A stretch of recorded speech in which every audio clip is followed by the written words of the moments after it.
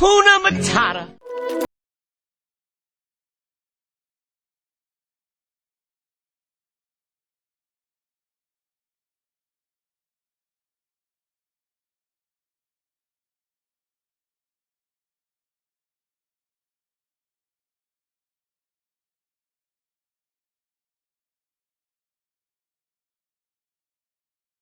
Kwenye channel yetu ya Hakuna Matata, na somo la leo ni kutajifunza kutumia jinsi ya kuzidisha na kufanya multiplication au kuzidisha kwenye Excel. Na hapa tuna mfano wa biashara ya mtu ambaye amefanya mwaka 2020, na tutajifunza matumizi ya Excel kwenye biashara hii. Pia tutaweza kuona jinsi formula zinavyofanya kazi. Formula ya leo tutazoenda kutumia ni kuzidisha na kujumlisha kwenye Excel. Hizi zitatusaidia katika mfano wetu wa biashara hii ambao tunayo hapa. Mtu kamefanya, tumeweka taarifa zake tunazo za wateja wake na jumla ya bidhaa alizokuwa akifanya biashara katika hii biashara yake. Katika mfano wetu kuna bidhaa kama ifuatavyo: kuna viatu, mikanda, t-shirt, shati. Bidhaa hizi amefanya mauzo mwaka 2020 na hivyo anataka kujua anafunga mahesabu leo ili kuweza kupata thamani kamili ya biashara aliyoifanya, idadi ya bidhaa alizouza, na apate kujua amepata faida kiasi gani na watu gani ambao wanatakiwa, kiasi gani cha pesa anatakiwa apate. Sawa, sasa bila kupoteza muda, naomba nianze kuwaonyesha ni jinsi gani unaweza kufanya ili uweze kufikia malengo yako ya Excel kutumia katika biashara yako. Sasa huu ni mfano tu, lakini unaweza kawa na mfano tofauti, na kama una mfano tofauti au una jambo mfano tofauti unataka nifanye, unaweza kaniambia hapo chini kwenye comment nikaweza kutengeneza mfano kama huo. Sasa kwenye mfano wetu wa leo ambao tunao hapa, tuna tarehe ambazo bidhaa zimeuzwa, tuna mahali anapoishi mtu ambaye tumemuuzia, jina lake, bidhaa na idadi alizochukua na thamani ya kila moja na jumla deni ambazo anatakiwa alipe. Sasa kwenye Excel kisha kuwa na vitu kama hivi. Kwanza unatakiwa kuhakikisha kwamba hizi zote thamani hizi kama ni pesa unatakiwa ziweke katika mfumo wa pesa ili ziwe katika format ya namba au aidha format ya pesa. Kwa njia rahisi ni kama nilivyofundisha. Ili kuweka hivi inabidi uende tu, unaweza kuweka hapa koma ili kutofautisha, kuweka kama koma ili thamani ya pesa ionekane. Unaweza kuweka hizi sifuri. Kama utaki hizi sifuri za mbele unaweza kuzipunguza. Tunazipunguza hapa, kaweka hivyo tu.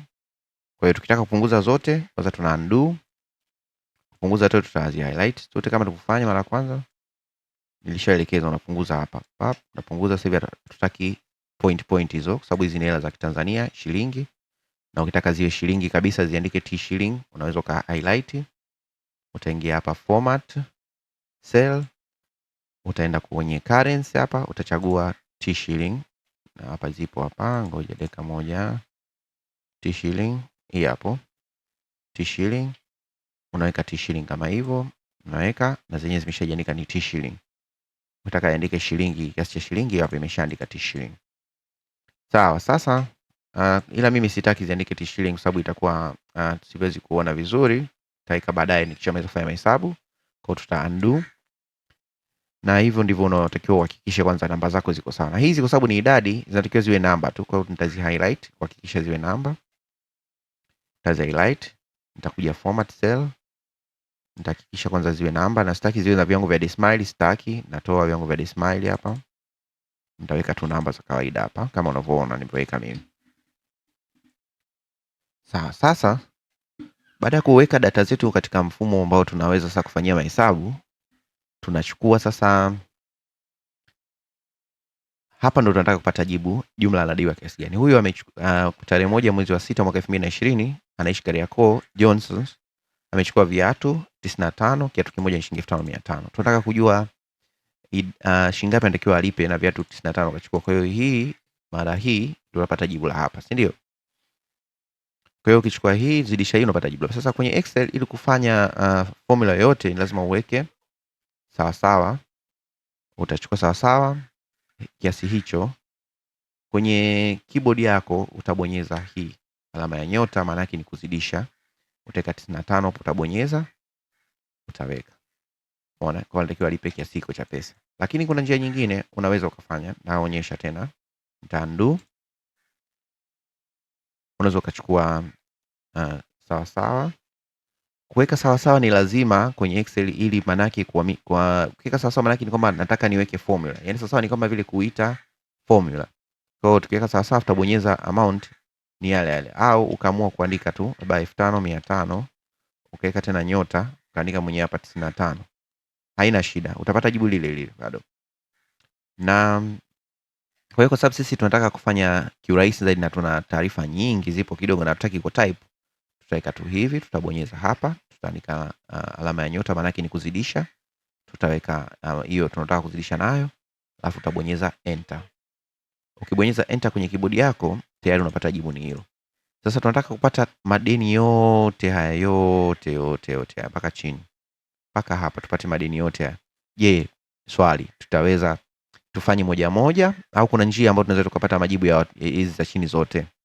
Naomba uandike kwenye comment hapo kama ulikuwa unajua jibu na unalifahamu, basi andika kwenye comment. Kama ulikuwa hujui, basi endelea kunisikiliza ili nikupe jibu njia rahisi. Kuna njia rahisi, kuna njia ya kupata majibu yote haya kwa wakati mmoja bila kuendelea kufanya moja moja, yani kuchukua hizi moja moja kuzidisha. Kwa sababu mwingine angeza tena akaendelea tena hapa kaika sawa sawa, akachika hivi, kubonyeza hivi na akaika tena 50 akapata jibu, akaenda tena ya pili akaika tena hivi, akabonyeza hivi, tena akaika tena na hii akapata tena jibu ambayo akapata idadi tena ya kiasi cha pesa. Sasa hii kama unazo nyingi, maana itakuwa huwezi kumaliza. Kama una wateja wengi na biashara yako ni kubwa, utakuwa huwezi kufanya na ukapata jibu sahihi. Sasa kuna njia rahisi, na hii njia naifundisha leo. Hakikisha hii njia inaweza ikawa imekupa majibu sio sahihi kutokana na kama ulikosea kuweka taarifa zako vizuri. Kama hizi kuziweka kama numbers au vipi, kuna shida yote unaweza kuwa umepata. Kwa hiyo hakikisha njia hii nakufundisha sio njia rasmi sana, lakini ukiamua kutaka kuifanya ni nzuri. Utaweka jibu lako ulilopata, labda kwa mfano tufute hili, tufute na jibu hili la kwanza tulopata. Utaweka hakikisha kijude cha jumlisha kimetokea. Utashikilia kwenye mouse yako bila kuachia. Utashuka mpaka sehemu ambayo unataka majibu yatokee, mpaka chini. Tutashuka taratibu kwa pamoja mpaka hapa. Na hapo tumeshapata majibu yote kama mnavyoona. Thamani za pesa zote, madeni ambayo tunadai tushapata, hayo hapo yote tumeyapata. Yote tumepata. Sasa tunataka kujua hapa hawa tunawadai madeni yote tunawadai ni kiasi gani? Je, tunawezaje kufanya hivyo? Sasa kuna njia unaweza ukaweka sawa sawa. Ukaja ukabonyeza hii, ukabonyeza hizi zote ili ikupe majibu. Tuone, itatupa majibu. Ngoja tuone nini kitatokea. Hapana, itupi majibu. Maana yake tumekosea. Kama mnakumbuka niliwaelekeza kuna njia ya kufanya ni kuiweka sawa sawa, maana yake bado hujaweka formula. Inabidi uweke sawa. Sasa tunataka kupata nini? Sum. Sum ni ili kujumlisha. Sum maana yake ni idadi ya vitu vyote kujumlisha. Kwa utachukua hivi, uta highlight. Sasa kwa sababu tushaweka sum pale, formula tushaweka, tutaenda mbele. Kwa mwingine ananiuliza kwa nini kuzidisha tuweka formula? Kuzidisha tuliweka kwa sababu tubonyeza nyota. Nyota inasimama kwa ajili ya neno kuzidisha. Kwa hiyo hapa tutaweka pap, tayari. Kwa jumla tunadai milioni 14,600 na 38,500. Hizi ndio pesa tunazodai. Mwingine ananiuliza mbona namba hii majibu yetu na hizi namba zinatofautiana ukubwa? Nilishafundisha kuna njia rahisi. Unabonyeza zile ambazo unataka zifanane na nyingine, unabonyeza kwanza hiyo. Tutaklik format paint, tutaweka na hii namba yake ifanane. Umeona namba imefanana sasa hivi na yenyewe imekuwa inafanana na hizi za juu. Format paint kazi yake ni kucopy format ambayo ipo kwenye mfumo mmoja kwenda mfumo mwingine. Kwa hiyo kama kitu unataka kwenye Excel kina nini, una click tu format paint. Basi, usihangaike sana. Haya, tuendelee. Tushapata jibu letu hapa milioni 14 na kitu. Lakini labda tunataka kujua tufanye sasa filtering. Je, kufanya filtering unajua? Nataka kujua labda mtu fulani namdai kiasi fulani. Sasa tushapata total amount ni hii. Sasa nataka nijue mtu specific namdai kiasi gani.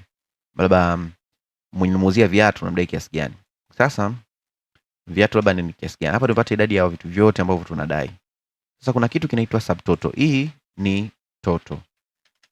Hii ni total. Total maana yake ni kiasi cha pesa chote tunachodai. Alafu kuna subtotal. Subtotal.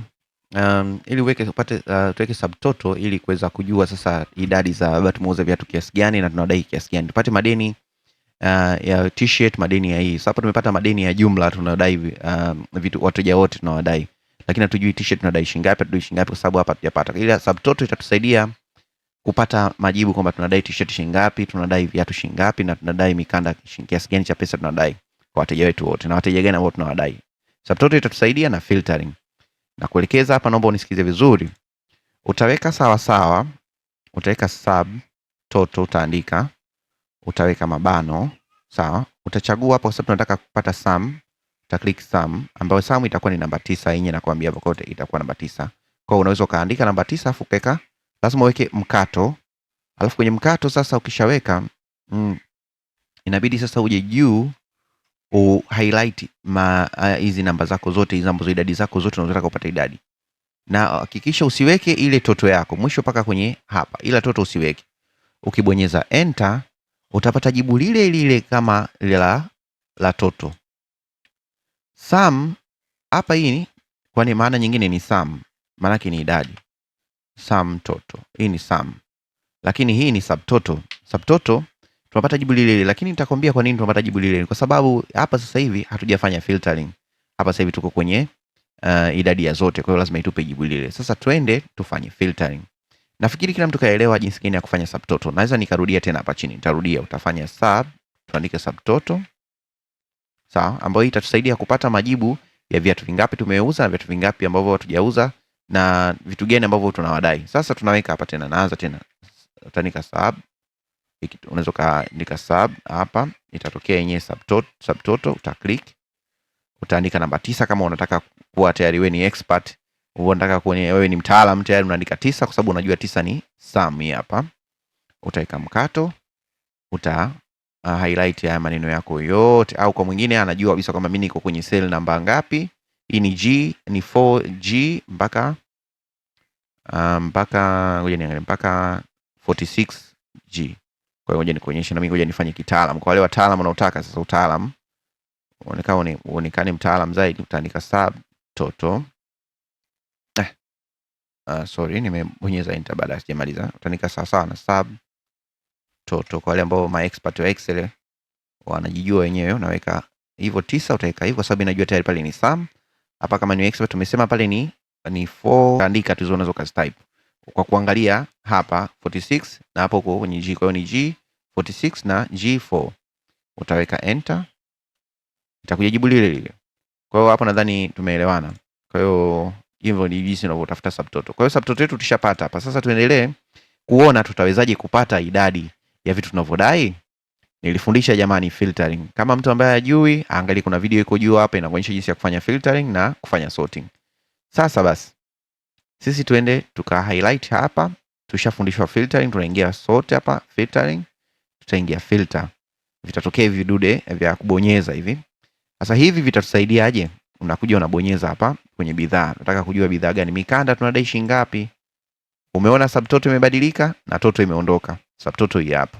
Kwa subtotal imetuonyesha kiasi gani cha pesa ambacho tunadai kwenye nini?